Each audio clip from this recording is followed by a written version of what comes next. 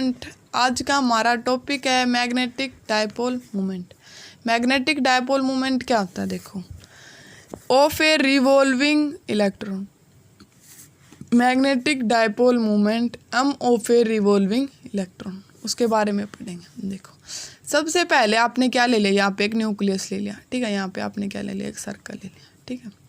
इसके अंदर देखो, यहाँ पर आपने क्या ले लिया? न्यूक्लियस। इसके अंदर देखो इलेक्ट्रॉन कैसे फ्लो कर रहा है, ऐसे जा रहा है इलेक्ट्रॉन, ठीक है, ऐसे जा रहा है इलेक्ट्रॉन, ठीक है।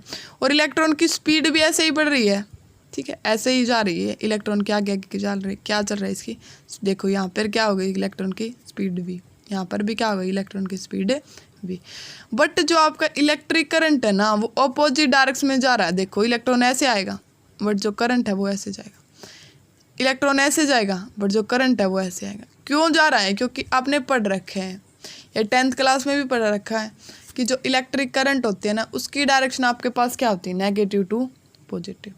बट सॉरी, इलेक्ट्रिक करंट की डायरेक्शन आपके पास पॉजिटिव टू नेगेटिव होती है। बट आपने पढ़ रखा है कि इलेक्ट्रॉन की डायरेक्शन क्या होती है? Negative to positive. तो दोनों की डायरेक्शन क्या होती है आपके पास? अपोजिट, ठीक है। तो इलेक्ट्रॉन आपका ऐसे जाएगा, ठीक है, ऐसे जाएगा। यहाँ पर इलेक्ट्रॉन की स्पीड को आपने किससे रिप्रेजेंट कर दिया? v। बट जो इलेक्ट्रिक करंट जाएगा ना, वो ऐसे जाएगा, क्योंकि वो किसकी जिस डायरेक्शन में आपका इलेक्ट्रॉन फ्लो कर रहा है ना, जिस भी डायरेक्शन में आपका इलेक्ट्रॉन फ्लो कर रहा है, उससे अपोजिट डायरेक्शन में आपका क्या जाएगा? Electric current. क्योंकि आपकी इलेक्ट्रिक करंट की डायरेक्शन क्या होती है? Positive to negative. और इलेक्ट्रॉन की डायरेक्शन क्या होती है? नेगेटिव टू पॉजिटिव, ठीक है। इसके बाद देखो, हमने क्या ले लिया? यहाँ से यहाँ तक की रेडियस क्या ले ली? आर ले ली। यहाँ पर हमने एक स्मॉल एलिमेंट कट कर लिया, ए क्या है? एरिया, ठीक है। अब देखो, H like atom single electron species. अब ये किस में पढ़ोगे? Hydrogen like atom single electron species के लिए। हम क्या ले लिया? मास v क्या ले लिया? इसके अंदर speed. Due to revolution of electron electric current is generated. क्या करेगा? ये चक्कर लगाएगा तो ये किसके अंदर आएगा? मोशन के अंदर आएगा। जैसे ही ये मोशन के अंदर आएगा, ठीक है, तो ये अपने अंदर क्या जनरेट करेगा? इलेक्ट्रिक करंट, ठीक है। रिवॉल्यूशन करेगा मतलब चक्कर लगाएगा तो इसके अंदर क्या होगा? ये मोशन के अंदर आएगा तो ये क्या करेगा? इलेक्ट्रिक करंट जनरेट करेगा।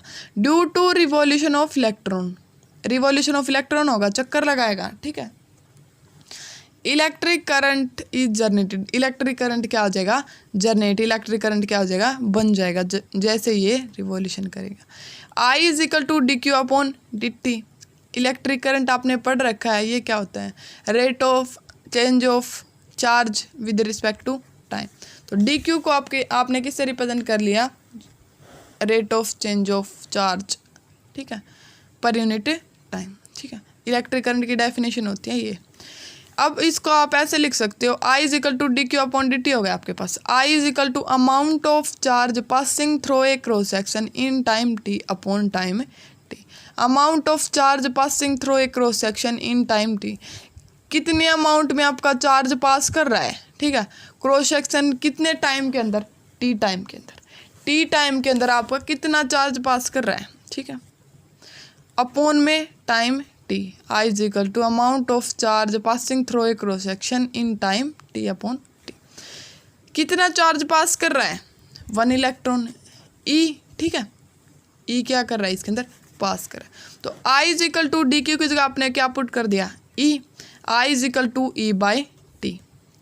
अब देखो, t क्या हो गया आपके पास? टाइम। और E क्या हो गया? Amount of charge passing through a cross section in time t। अब आपको पता है कि जो टाइम होता है, ठीक है, सबसे पहले ये देखो कि स्पीड क्या होती है। स्पीड का फॉर्मूला आपके पास होता है डिस्टेंस अपॉन टाइम, ठीक है।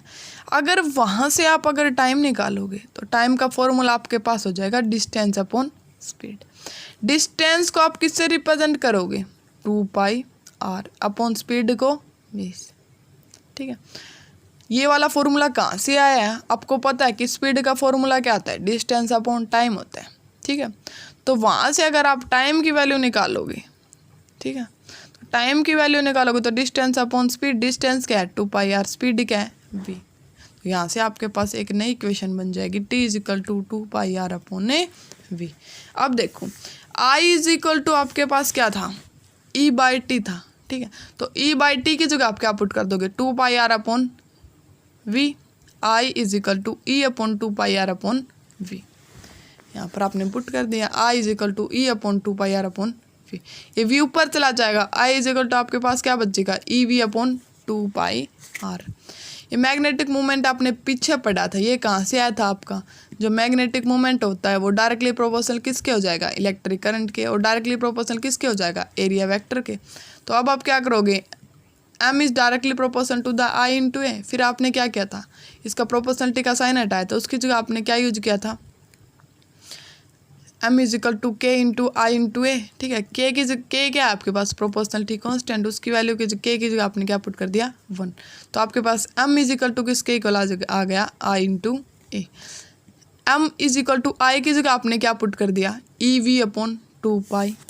यहाँ पर क्या है आपके पास, सर्कल, तो सर्कल का एरिया आपके पास क्या होता है, πr²। EV/2πr, आई की जगह आपने क्या पुट कर दिया, EV/2πr, ठीक है।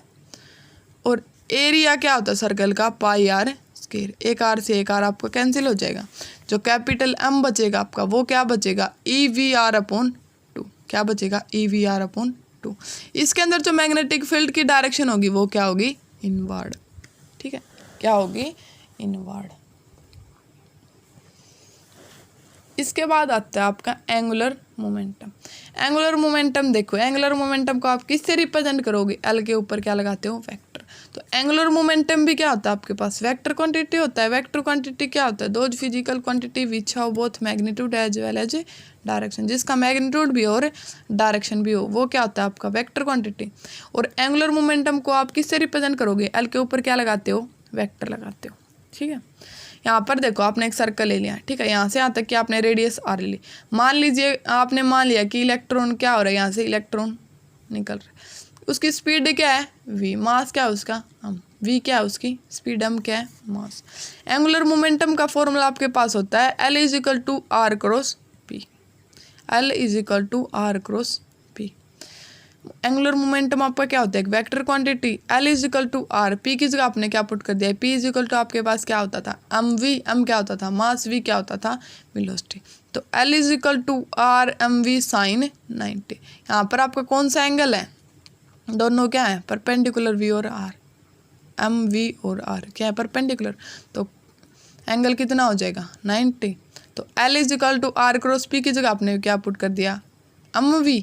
तो r क्रॉस mv, और अब आपने क्या करना है, इसका क्रॉस प्रोडक्ट का साइन हटाना है। तो r mv साइन ऑफ 90 क्या हो जाएगा, r mv साइन ऑफ 90। अब आपको पता है कि साइन ऑफ 90 की वैल्यू क्या होती है, 1 होती है। तो यहाँ से आपका L इजिकल टू किसके इक्वल आ जाएगा, mvr। L इजिकल टू किसके इक्वल आ जाएगा, mvr, ठीक है। अब आपको यहाँ पर इसकी डायरेक्शन क्या होगी, आउटवर्ड, ठीक है। इलेक्ट्रॉन फ्लो कर रहा है, उसकी डायरेक्शन में आपने क्या फिंगर्स को कर लिया, थंब किसको रिप्रेजेंट करेगा, करंट। इसकी डायरेक्शन क्या होगी, आउटवर्ड, मतलब बाहर की तरफ आएंगे, ठीक है। अब देखो, अब आपका एक ये वाला फॉर्मूला निकला था, m इजिकल टू EVR/2, ठीक है। और एक ये वाला फॉर्मूला निकल के आ गया अपना L इजिकल टू mvr, ठीक है। दो आपके पास इक्वेशन बन गई। इसके अंदर आपकी डायरेक्शन क्या थी, इनवर्ड, इसके अंदर आपकी डायरेक्शन क्या है, आउटवर्ड। दोनों की डायरेक्शन क्या है, अपोजिट। तो m/L करेंगे, ठीक है। तो m/L करेंगे तो इनका क्या होगा, डायरेक्शन अपोजिट है तो क्या होगा, नेगेटिव साइन आएगा। लेकिन हम क्या लेंगे, m का मैग्नीट्यूड ले लेंगे और L का मैग्नीट्यूड ले लेंगे। m का मैग्नीट्यूड अपॉन L का मैग्नीट्यूड, m का मैग्नीट्यूड की जगह आपने क्या पुट कर दिया, EVR/2, ठीक है। और L के मैग्नीट्यूड की जगह आपने क्या पुट कर दिया, mvr, ठीक है। इस वाली इक्वेशन को हमें किससे डिवाइड करना है, L वाली इक्वेशन से। तो m/L, इसका अगर m/L ऐसे डिवाइड करेंगे तो इनकी डायरेक्शन क्या है, अपोजिट, तो नेगेटिव साइन आएगा। हम क्या लेंगे, इन दोनों का मैग्नीट्यूड। तो m का मैग्नीट्यूड अपॉन L का मैग्नीट्यूड, m का मैग्नीट्यूड आपके पास किसके इक्वल आ जाएगा, EVR/2। और L का मैग्नीट्यूड आपके पास किसके इक्वल आ जाएगा, mvr। vr से आपका vr ऊपर भी है, vr नीचे भी है, कैंसिल हो जाएगा, ठीक है। आपका जो m का मैग्नीट्यूड और जो L का मैग्नीट्यूड है वो किसके इक्वल आ जाएगा, E/2। 2m। इस वाले क्वेश्चन से देखो v भी कैंसिल हो जाएगा, r भी कैंसिल हो जाएगा, आपके पास क्या बचेगा E/2m। अगर आप इनका मैग्नीट्यूड ना लेके वैसे ही लो इनको बिना मैग्नीट्यूड के m/l, तो इनकी डायरेक्शन क्या हो जाएगी अपोजिट, -E/2m, नेगेटिव साइन आ जाएगा, डायरेक्शन अपोजिट है तो उसकी जगह क्या आ जाएगा negative sign, because m and l are opposite direction. वही रीजन है, दोनों की डायरेक्शन क्या है अपोजिट, तो यहाँ पर क्या आ गया आपके पास नेगेटिव साइन। इसके बाद आता है आपका बोर मॉडल। बोर मॉडल देखो आपके पास क्या होता है, the orbital angular momentum of an electron in an integral multiple of h/2π। आपने पढ़ रखा है कि आपका बोर मॉडल क्या होता है, जो आपका ऑर्बिटल एंगुलर मोमेंटम होता है of an electron is an integral multiple of h/2π। जो ऑर्बिटल एंगुलर मोमेंटम होगा उसको आप L से रिप्रेजेंट करोगे, वो क्या होगा of an electron in an integral multiple of h/2π। h आपको पता है कि h क्या होता है आपके पास प्लैंक कांस्टेंट, ठीक है। तो यहाँ से आपकी बोर मॉडल की डेफिनेशन हो गई, the orbital angular momentum of an electron in an integral multiple of h/2π। h क्या आता है आपके पास प्लैंक कांस्टेंट, जिसकी वैल्यू आपके पास होती है 6.626 इंटू 10⁻⁻34 जूल पर सेकेंड, ठीक है। तो orbital angular momentum L is equal to momentum of an electron is an integral multiple of the h/2π। L is equal to nh/2π, इस वाली डेफिनेशन से ये वाला आ गया, L is equal to nh/2π। जो n की वैल्यू होगी वो क्या होगी आपकी 1 2 3 4 5, ठीक है।